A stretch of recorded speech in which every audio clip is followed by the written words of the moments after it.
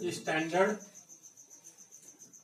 और बेसिक दोनों के लिए इस टाइप के क्वेश्चन पूछे जाएंगे चैप्टर नंबर 8 से, जो चैप्टर का नाम है ट्रिग्नोमेट्री। सबसे पहले जैसे ऑप्शन देगा साइन 90। अब साइन 90 के मान क्या होते हैं, तो थोड़ा एक बार रिकॉल कर लेते हैं क्या होता है। साइन 0 0, साइन 30 1/2 या 1/2, साइन 45 1/√2, साइन 60 √3/2, साइन 90 1। तो हमसे पूछ रहा साइन 90, तो हमारा साइन 90 का मान कितना होगा 1, तो ऑप्शन ये वाला हो गया। ठीक है, ऑप्शन क्या हो गया हमारा, ये वाला हो गया। अब क्वेश्चन क्या रहा अगला, त्रिभुज एबीसी में यदि कोण बी 90 डिग्री तो कोण ए का मान। अब ये क्या रहा है, अब देखते हैं। क्या रहा है, एक ट्राइंगल है। पहले इस चैप्टर में जितने भी ट्राइंगल बनेंगे राइट एंगल ट्राइंगल, जिसे समकोण त्रिभुज कहते हैं। सबसे पहले बी पे 90 करें तो बी हमारे यहाँ लिखेंगे। जो भी कहेगा, अगर यहाँ ए कहता तो ए यहाँ आता, यहाँ सी कहता तो यहाँ पर सी आता। जो क्वेश्चन में कहते वही होगा। उसके बाद बी है। उसके बाद हमें जो मान निकालना है, यहाँ पर ए के रखा है। जो अगर सी कहता तो सी यहाँ रखते हैं। यहाँ क्या कह रहा है, ए, तो ए यहाँ रखेंगे और सी यहाँ रख देंगे। अब किसका मान पूछ रहा हमसे, कॉट का।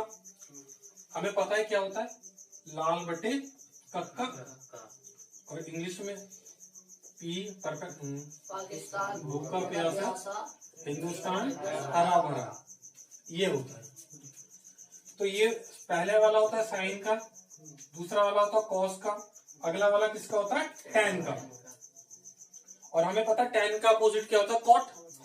कॉट का मतलब क्या होता है, आधार बटे लंब, या बेस अपॉन में परपेंडिकुलर। तो बेस हमारा ये है, परपेंडिकुलर हमारा ये होता है।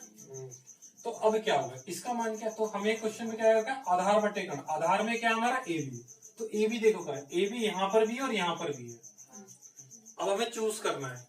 उसके बाद क्या कह रहा है इस बंदे ने, इसमें क्या है, लंब। लंब क्या है हमारा, बीसी। तो बीसी कहाँ आ रही है, ऑप्शन कौन सा हो जाएगा हमारा, ये, इसलिए ऑप्शन हो गया बी।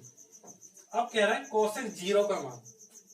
मैंने एक बात बताई थी कि साइन 0, जो साइन का मान होता है उसका अपोजिट किसका मान होता है, कोसेक का मान होता है। तो साइन के 0 का मान क्या होता है, अभी हमने रिवाइज किया था, साइन 0 का मान क्या होता है, 0 होता है। तो इसका अपोजिट क्या होगा, तो 0 का अपोजिट क्या होगा, इन्फिनिटी। तो इसका आंसर क्या आ गया, इन्फिनिटी। तो इसका आंसर हो। अब आगे क्वेश्चन देखते हैं। अब क्वेश्चन नंबर 4 कह रहा है सेक 30 का मान कितना होगा। तो सेक किसका अपोजिट होता है, कॉस का अपोजिट होता है। तो कॉस की टेबल याद करते हैं। Cos 0 1, cos 30 1√3/2, cos 45 1/√2। साइन 45 और कॉस 45 हमेशा बराबर रहते हैं। कॉस 60 का मान 1/2 और कॉस 90 का मान 0। अब देखो सेक 30 कह रहा है, तो सबसे पहले देख लेते हैं कॉस 30 का मान कितना होता है। कॉस 30 का मान हमारे पास कितना होता है, √3/2। तो इसका जस्ट अपोजिट क्या होता है, सेक होता है। कॉस का अपोजिट सेक, तो इसका आंसर क्या हो जाएगा, तो इसका अपोजिट क्या हो जाएगा, 2/√3। तो आंसर क्या हो जाएगा, 2/√3। एक बार फिर कॉस की टेबल रिवाइज कर लेते हैं। Cos 0 1, cos 30 √3/2, cos 45 1/√2। साइन 45 और कॉस 45 बराबर रहते हैं। उसके बाद कॉस 60 का मान 1/2, कॉस 90 0। ठीक है। अब उसके बाद अगला क्वेश्चन क्या कह रहा है, कॉस थीटा बराबर 8/17, 8/17 है। तो इन तीनों की वैल्यू क्या होगी। तो सबसे पहले क्या करते हैं, एक ट्राइंगल बनाते हैं। इसके लिए एक ट्राइंगल बनाते हैं। इसमें कुछ नहीं दे रखा तो अपनी तरफ से एबीसी किसी को भी मान लिया, ए बी। अब इसको सॉल्व कैसे करेंगे, सबसे पहले कॉस की वैल्यू देखेंगे, वही लाल बटे कक्का।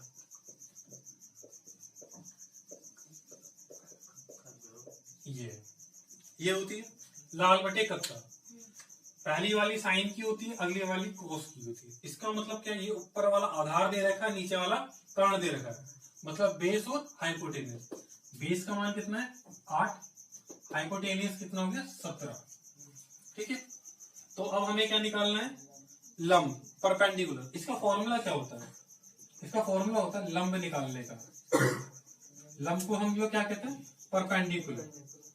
फॉर्मूला होता है कर्ण का स्क्वायर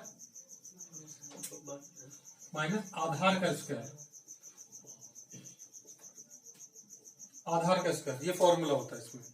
अब इसमें रखेंगे कैसे, कर्ण का मान कितना देगा 17, 17 का स्क्वायर माइनस 8 का स्क्वायर, 17 का स्क्वायर 289, 8 का स्क्वायर 64।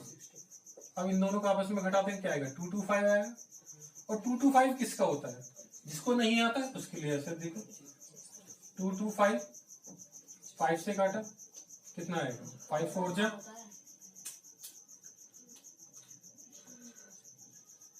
5 3 जा 3 3 9 3 1। इन दोनों में से एक, इन दोनों में से, तो 5 मल्टीप्लाई बाय 3 कितना गया 15 होता है। इसका स्क्वायर होता है 15 का, तो ये 15 निकल गया। अब हमसे क्वेश्चन पूछ रहा है साइन थीटा का मान। साइन थीटा का मान होता है लंब बटा कर्ण, तो लंब कितना 15, कर्ण हो गया 17, तो 15 बटे 17 किस ऑप्शन में, इसमें दे रखा है साइन का मान, तो बाकी निकालने की जरूरत ही नहीं। क्यों करना, एक आंसर मैच करा, बाकी सब में अगर सेम होता तब हम आगे चेक करते हैं। साइन का मान कितना हो गया 15 बटे 17, तो सब में क्या मैच कर रहा है 15 बटे 17 ये रहा, और बाकी में साइन का मान है ही नहीं, तो ये ऑप्शन हमारा क्या हो गया बी।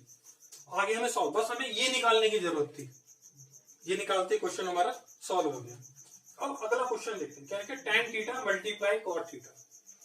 अब tan थीटा और cot थीटा के बारे में क्या रिलेशन होता है, जैसे साइन का अपोजिट कॉसेक होता है, कॉस का अपोजिट सेक होता है, उसी तरीके से tan का अपोजिट कॉट होता है।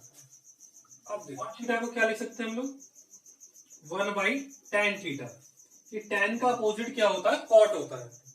तो अब इसको सॉल्व कैसे करेंगे, यहां पर कर देता हूं, tan theta multiply by cot theta क्या रखा है, तो tan थीटा ऐसे कैसे, cot थीटा का मान 1/tan थीटा, शो नहीं हो रहा, tan थीटा ऐसे कैसे, cot थीटा की जगह लिख दिया 1/tan थीटा, तो tan थीटा से tan थीटा कट गया, ऊपर क्या बचा 1, तो इसका ऑप्शन कौन सा होगा, ऑप्शन नंबर ए। ठीक है, अब क्वेश्चन में आगे देखते हैं। क्वेश्चन नंबर 7 क्या है, कॉसेक थीटा बराबर √10, हमें tan theta sec theta cos theta. Exam में सॉल्व करना है तो थोड़ी स्पीड दिखानी पड़ेगी क्योंकि टाइम कम रहता है। तो सबसे पहले क्या कह रहा है कॉसेक थीटा, तो पहले ट्राइंगल बनाएंगे इसमें स्पीड में।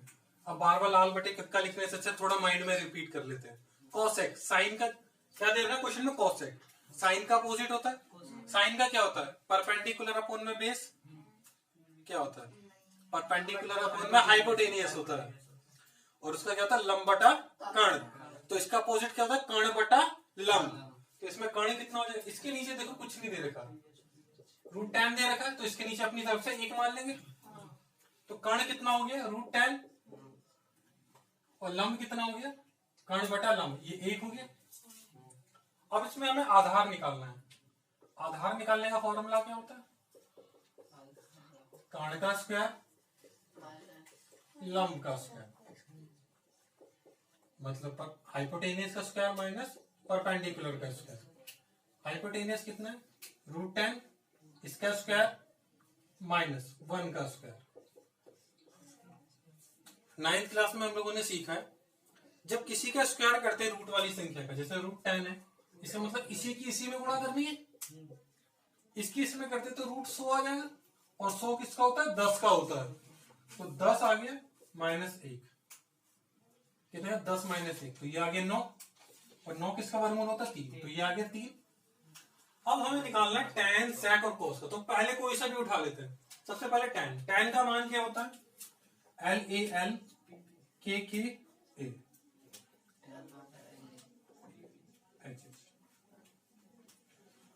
परपेंडिकुलर अपॉन में बेस, तो परपेंडिकुलर कितना है 1 और बेस 3, तो tan का मान 1/3 किस में है, इसके अंदर है 1/3, तो बाकी देखेंगे नहीं हम लोग, ये वाला ऑप्शन हो गया। एक सॉल्व करो बाकी सारा। अगर हमारा रिटर्न वाला एग्जाम होता तो हमें उसमें बहुत सारी चीजें लिखनी होती, लेकिन ये क्या है, एमसीक्यू वाला, तो एक दिखा, किसी भी एक को पकड़ लो, यही आंसर होगा। अगला क्वेश्चन क्या करें, सेक बराबर, अब इसको, अब सेक थीटा, अब इसके लिए भी ट्रायंगल, तो इसको रब कर देता हूं। अब एक और ट्रायंगल, सेक, सेक किसका अपोजिट होता है, कॉस का। ये चीज तो हमें लिखी नहीं है, लाल बटे कक्का, माइंड में याद हो जाए। क्या होता है, सेक किसका होता है, कॉस का, तो कर्ण बट्टा आधार, तो कर्ण कितना हो गया 5, आधार हो गया 4। कुछ हमें याद होनी चाहिए, जैसे 3 4 5, ठीक है। ये क्या होता है, जैसे 6 8 10, इनका पेयर सा बनता है। जहां 3 4 5 दिखे, 3 4 दिखेगा तो अगला वाला 5 होगा, तो यहाँ 5 है या 4 है, तो ये मान 3 आएगा। कौन करेगा सॉल्व इतना लंबा हर बार, तो कुछ टर्म्स याद करते हैं हम लोग, जैसे 6 8, 6 का 36, 8 का 64, 36 और 64 100, 100 किसका होता है 10 का, तो कहीं 6 8 दिखे तो अगला क्या होगा 10 ही होगा, निकालने की जरूरत ही नहीं है। तो कितना 3 4 5, तो 3 निकल गए, इतना टाइम के बराबर। जैसे जैसे हम आगे बढ़ते जाएंगे थोड़ी और ट्रिक ऐसे सीखते जाएंगे तो दिक्कत ना हो। अब हमें किसका मान निकालना, साइन बटा सेक। साइन का मान क्या होता है, लंब बटा कर्ण, तो लंब कितना हमारे पास 3, हमें ये निकालना है। लंब बटा कर्ण तो क्या हो गया 3 बटा 5 अपॉन में सेक का मान, सेक का मान 5 बटे 4 दे रखा ऑलरेडी। अब क्या करेंगे, इसकी इसमें मल्टीप्लाई, इसकी इसमें मल्टीप्लाई, 4 3 12, 5 5 25, कौन सा वाला है, तीसरा ऑप्शन है, ये हो गया हमारा सवाल, ठीक है। अब अगला देखते हैं, cos 3 बटे 5, अब इसको रब कर देते हैं। cos का मान 3 बटे 5, तो a और k आधार बटे कर्ण, तो ये 3 हो गया 5 हो गया। अभी हम लोगों ने देखा था 3 4 5, 5 है 3 है, तो क्या बचेगा 4 बचेगा, सॉल्व ही नहीं करना आगे। अब कॉट का मान, कॉट का मान क्या होता है, आधार बटे लंब, आधार कितना हमारे पास 3, लंब कितना है 4, तो 3 बटा 4। कोसेक, कोसेक का मान क्या होता है, साइन का अपोजिट होता है, तो कर्ण बटा लंब, कर्ण कितना है 5, लंब कितना है 4, तो 5 बटा 4।